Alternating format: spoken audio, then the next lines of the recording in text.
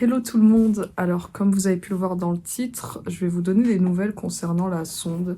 Il risque d'y avoir de gros changements. À l'instant où je tourne cette vidéo, on est lundi 13 novembre 2023 et j'ai rendez-vous demain avec un chirurgien pour lui donner ma réponse définitive de si j'accepte qu'on me mette une sonde directement dans le ventre ou pas. Je pense qu'au moment du rendez-vous, je vais finalement faire une partie 2 parce que cette vidéo elle va être beaucoup trop longue. J'ai pas l'habitude de dire ça, mais n'hésitez pas à vous abonner, à activer la cloche des notifications si c'est pas déjà fait, car ma vie c'est littéralement une série. Si tu loupes une vidéo, tu auras du mal à suivre mon parcours et tu vas rien comprendre. Donc voilà, ça c'est si vous voulez rester informé. Avant d'entrer dans le vif du sujet, je vais quand même refaire un récapitulatif de ce qu'il en est avec la sonde. Pour ceux qui ne me connaissent pas, j'ai une sonde pour ma gastroparésie. Donc c'est ma paralysie de l'estomac. La première fois qu'on m'a mise une sonde, c'était en 2016 lorsque j'avais 16 ans, après des années d'errance médicale.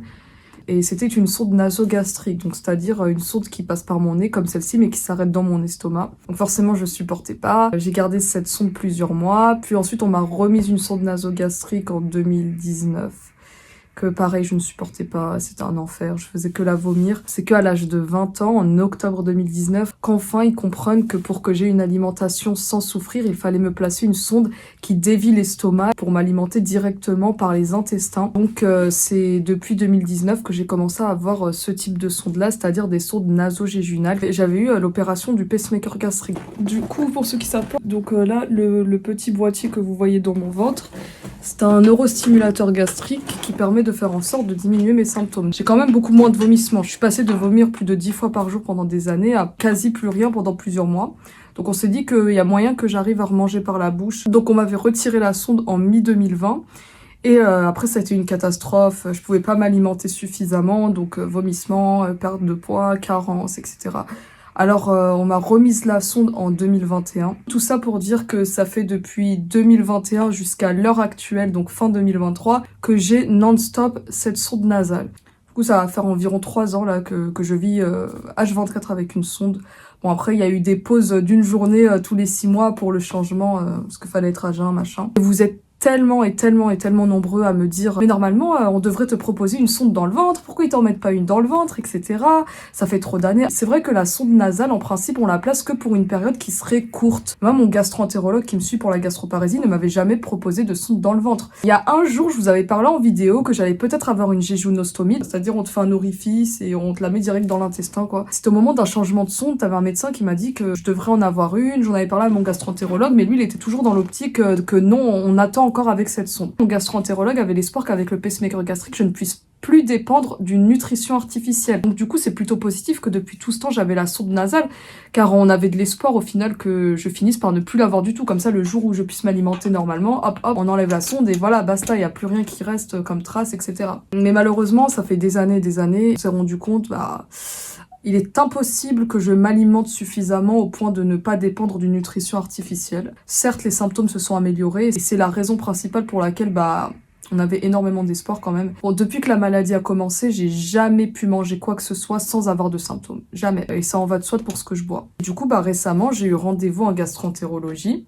Pas avec mon gastro-entérologue parce qu'il pouvait pas, donc ça a été un de ses collègues et c'était celui qui m'avait déjà proposé la jéjunostomie dans le passé. Et du coup là il me dit mais on vous a toujours pas mis de jéjunostomie, moi je vais en parler avec votre gastro-entérologue, etc. et on vous rappellera. Quelques temps passent et du coup j'ai des nouvelles, le gastro-entérologue m'appelle et il dit qu'il a fait une réunion avec le service de gastro-entérologie de l'hôpital qui me suit et mon gastro-entérologue. Ils étaient tous favorables à l'idée que j'ai une sonde directement dans mon ventre. Et du coup au téléphone ça ne dépendait que de moi pour lui dire si j'étais ok ou pas. On me force à rien. Et sur l'instant au téléphone, je lui ai fait ouais, je suis d'accord. Quand même, je lui ai fait part de mes craintes. Je vais revenir après dans cette vidéo sur les craintes que j'ai par rapport à cette opération. Lui, il était assez rassurant au téléphone. Il m'a dit qu'il n'y avait pas trop qu'au début, il y avait un risque, mais que ça devrait aller. En principe, il n'y a pas de problème avec ce type de sonde, etc. Donc j'ai dit, ok, moi, je suis partante. C'est pourquoi, là, on m'a donné rendez-vous avec le chirurgien qui est censé me placer ma sonde demain. Et en fait, j'ai toujours la possibilité de changer d'avis, de lui dire que je suis pas d'accord. Donc demain, tout simplement. Du coup, ensemble, on va peser le pour et le contre qui fait que j'hésite énormément sur cette décision. Alors déjà, le gros inconvénient avec la sonde nasale, c'est les irritations. Déjà, attendez. Pour vous montrer sous mon nez, ma narine est très irritée. Je sais pas si ça se voit, mais c'est tout rouge à force. Avant, on m'avait tellement serré le pansement là que ça avait déformé ma narine. Pour les anciens qui m'ont suivi, vous avez dû voir dans mes anciennes vidéos. J'ai déjà essayé de ne pas fixer au nez. Raison de sécurité, déjà, c'est pas pratique. Ou là, j'arrive pas à remettre mon pansement. Mais sinon, autrement, si je la fixe pas au nez, elle bouge énormément et ça gêne, ça me fait éternuer, etc. Bon, ensuite, le deuxième problème, c'est la joue. Forcément, ça irrite aussi. J'ai eu beau essayer plein d'autres pansements, la joue, au bout d'un moment, lorsqu'elle respire pas, elle est couverte, bah, y a que des conséquences, quoi. Et pour finir, au fond de la gorge, ça fait super mal à force. Alors, au bout d'un moment, j'ai l'habitude et tout, je la sens pas. Mais c'est vrai qu'il y a des fois, quand j'ai un peu mal à la gorge, bah avec la sonde, ça irrite encore plus. Comment vous dire que par moment, j'ai des périodes où j'ai l'impression d'avaler des aiguilles tellement que ça fait mal. En fait, c'est pas évident parce qu'il faut juste prendre sur soi et attendre que ça part. Mais dans ces moments-là, j'ai juste envie de l'arracher. Après, vous allez me dire, oui, il y a le regard des gens. Mais en soi, j'ai tellement l'habitude que je fais même pas gaffe du regard des gens. Et puis, même sans la sonde, j'ai toujours eu droit au regard des gens, juste par mon style, etc. Moi, à force, j'accepte qui je suis dans tout mon ensemble, que ce soit avec la maladie, mes défauts, etc. Quand on passe par un parcours comme le mien, qui est littéralement l'enfer, les choses banales comme le regard des autres, etc., ça ne compte plus. Et du coup, bah, si j'ai une jéjunostomie, je n'aurai plus ce problème au visage. Et par contre, avec la jéjunostomie, donc on va dire que là, dans le ventre, je pense qu'on va pas le mettre là vu qu'il y a le pacemaker, ils vont me faire un orifice et on aura une sorte de sonde qui va passer comme ça. Et tout va se cicatriser sur la sonde. Faut nettoyer absolument tous les jours parce qu'on risque d'avoir des sécrétions. Tu n'es pas épargné à ce genre de choses. Tu peux avoir du sang qui coule, tu peux avoir du pus, du liquide intestinal, etc. En fait, vous voyez, c'est l'inconnu pour moi d'avoir un truc qui passe par le ventre, qui est troué. Donc, je sais pas comment je le vivrais, avoir ce genre de choses au quotidien. Par contre, l'avantage, vous voyez, c'est que j'aurai plus quelque chose qui va passer par tout mon système digestif pour arriver là. Genre là, c'est directement, tout est là. Jusque-là, avoir une jéjunostomie, c'est que avantageux. À l'hôpital, ils m'ont dit que ce genre de sonde ne se changeait jamais, sauf s'il y avait un problème. Cette sonde nasale, je la change tous les 6 mois. Regardez comment elle s'use avec le temps.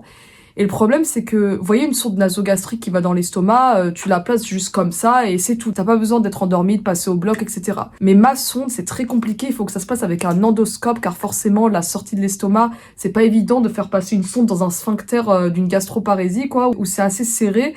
Donc, faut forcément avoir un endoscope.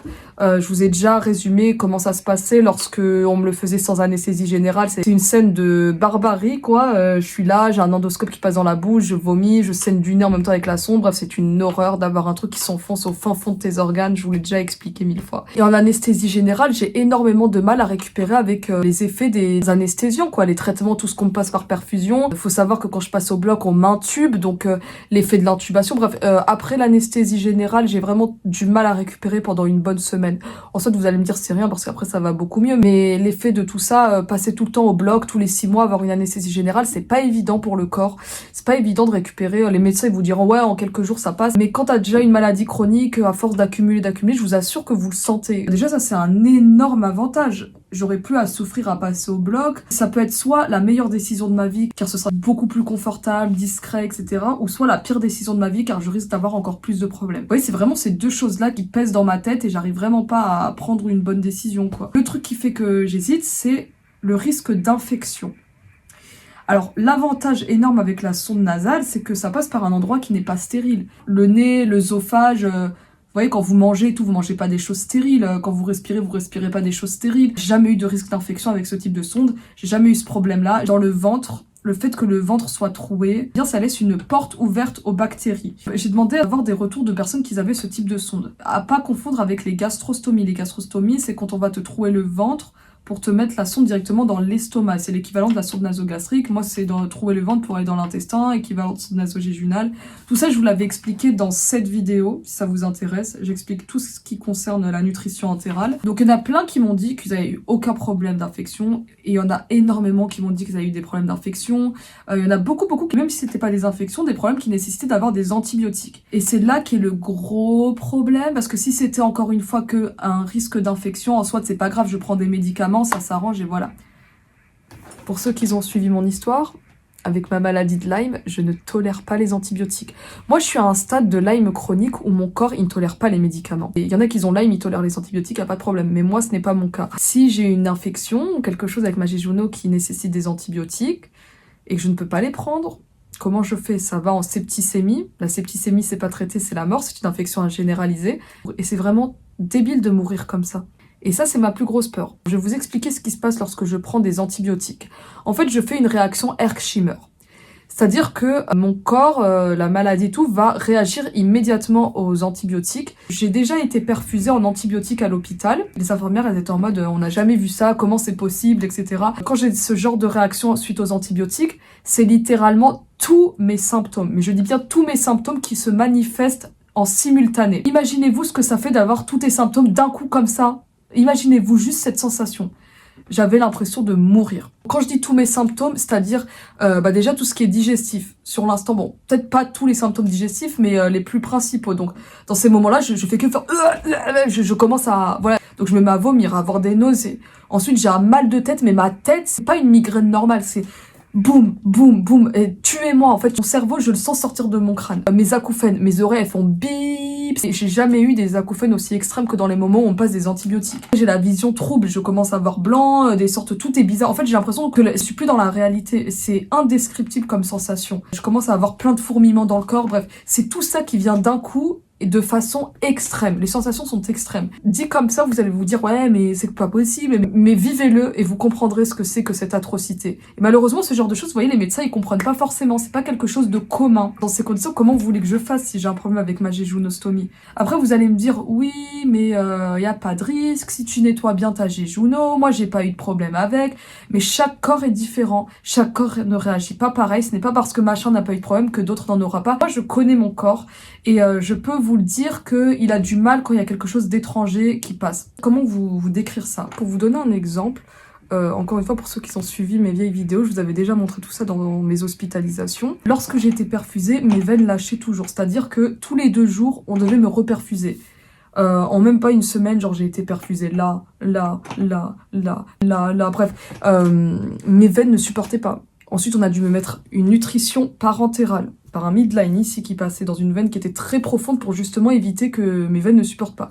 Là, j'ai fait une thrombose veineuse, caillot sanguin, bref, j'ai pas du tout supporté en 2 jours. En fait, dès qu'il y a un truc qui passe par ma peau et ce genre de choses, mon corps il tolère pas, il fait comme un rejet, je sais pas comment expliquer ça. J'ai du mal quoi. Après vous allez me dire ouais mais le pacemaker tu vois il est dans ton ventre, y a pas de problème. Oui mais lui il y a aucun risque d'infection, il s'est installé dans mon corps, vous voyez y a pas de risque à cause du pacemaker, il y a des microbes qui rentrent, vous voyez il est dedans. Bah j'en reviens au pacemaker d'ailleurs, avant de subir cette opération on m'a dit que c'était pas si douloureux que ça devait passer. C'était l'une des opérations les plus douloureuses de ma vie. C'est-à-dire quand j'ai eu ça, je pouvais plus sortir de mon lit. Moi, je le vivais, quoi. J'ai vécu cette douleur qui était intense. Et vous savez, les médecins, ce qu'ils ont osé dire, oui, mais Yamina, en fait, elle fait peur aux autres patients et ça les dissuade d'avoir un pacemaker gastrique car elle montre que ça fait extrêmement mal alors que ça fait pas si mal que ça.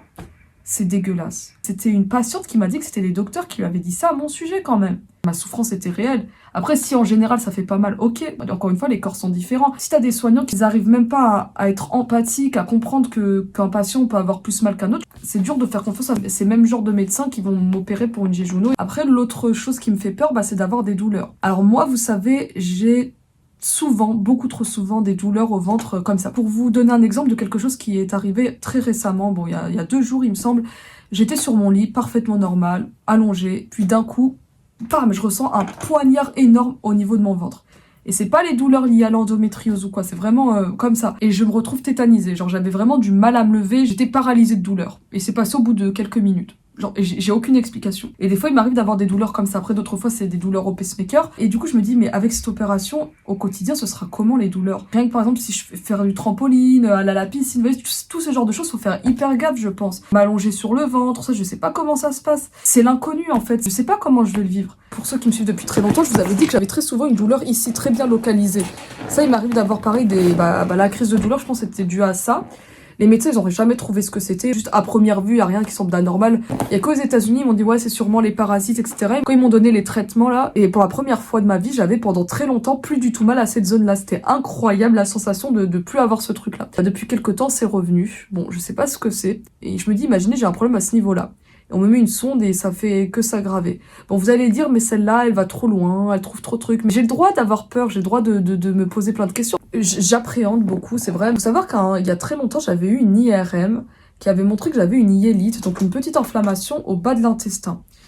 Quelques années plus tard, ça a été recontrôlé, il n'y avait rien du tout, donc en soit ils disent que c'était peut-être rien du tout. Je me dis, imaginez au final il y avait un truc par rapport à ça, et on passe à côté d'un truc, et là ça va aggraver les choses, enfin je sais pas, vous voyez, je me dis plein de trucs, j'ai vraiment peur de prendre un risque, mais je me dis que si ça se trouve, il va rien se passer. C'est vraiment le brouillard dans ma tête, ce qui fait que demain, au moment du rendez-vous avec le chirurgien, je vais bien lui poser toutes les questions possibles. C'est-à-dire, quel type de sonde vous allez me mettre? C'est important. Il existe des sondes sous forme de ballonnets, de boutons, comme ça. Alors ça, je pense que ça peut se placer et pour les gastrostomies et les jéjunostomies, mais c'est plus fréquent dans les gastrostomies, je sais pas du tout. Ou alors il existe des sondes comme ça, ou des PEG, où il y a énormément de types de sondes qui passent dans le ventre. Donc je pense que je vais clairement demander au docteur laquelle vous allez me mettre. Et je vais lui poser la question, si j'ai une infection, comment ça se passe? Moi qui tolère pas les antibiotiques, machin. Pour moi, je vais lui poser toutes les questions possibles. Et si vraiment j'estime qu'il m'a assez rassurée et qu'il a éclairé toutes mes inquiétudes, eh bien, je vais accepter.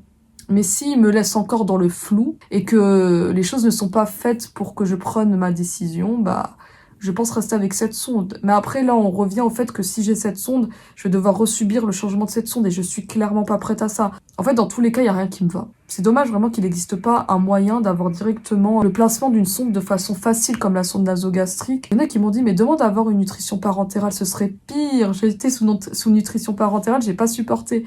Et puis après moi, mes intestins, ils fonctionnent. Donc là, ça passe dans mes intestins. Il arrive que j'ai eu des symptômes, etc. Mais en soit, voilà, mes intestins sont fonctionnels. Donc, tant que ça, c'est fonctionnel, il n'y a pas de raison qu'on me mette une parentérale. En plus, ça, ce serait plus de problèmes qu'autre chose. Bon, voilà. J'espère vous avoir mieux fait comprendre ce qu'il en est par rapport à la sonde. Je ne sais pas du tout ce qui va se passer demain. Tout se fera pendant le rendez-vous. De toute façon, comme d'habitude, je vous tiens informé de tout. Et sur ce, je vous dis à la prochaine.